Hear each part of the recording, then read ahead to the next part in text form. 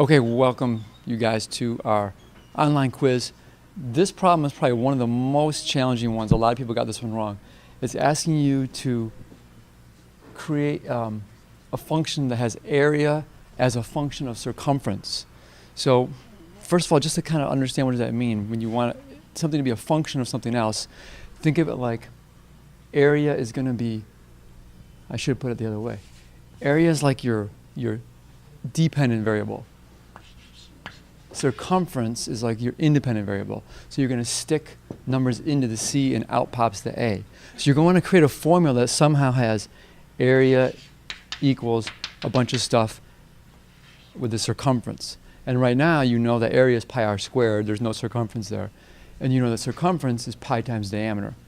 So we have to figure out a way to link these two things together somehow. So what we're going to look at is, first thing is notice that most of you probably think of it as, diameter is 2 times radius. So that makes it a little bit better. So you have to find a way to link. You've got pi in both equations, but you've got, which is kind of weird because pi is really a number, so you really want to connect those two equations through pi, but you have radius in both equations. So what you're going to do is solve this one for r, and once you find out what radius is, stick that into this r. You're going to substitute it in. And you're going to get rid of the r's, and instead you're going to have a c. So let's just do it, and you'll start to see it. So to get this r by itself, I'm going to divide both sides by pi over 2.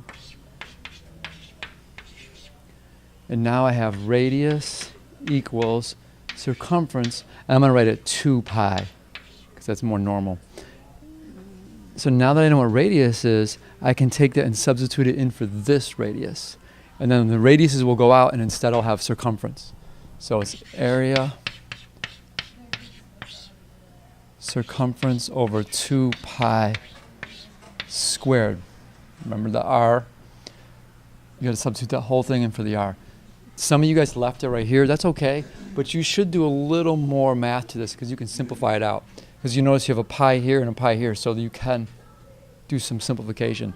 But it's squared, so I'm going to square this whole thing. C squared, 2 squared is 4, and pi squared. Then I can cross one of these pi's off with one of these pi's. So the final answer will be c squared over 4 pi.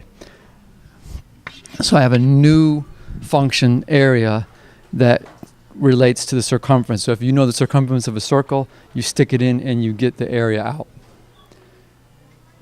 There'll be a problem like this on your test. So we'll practice some more of these because they can be a little bit hard just to get them started. But hopefully that will make it clear for you.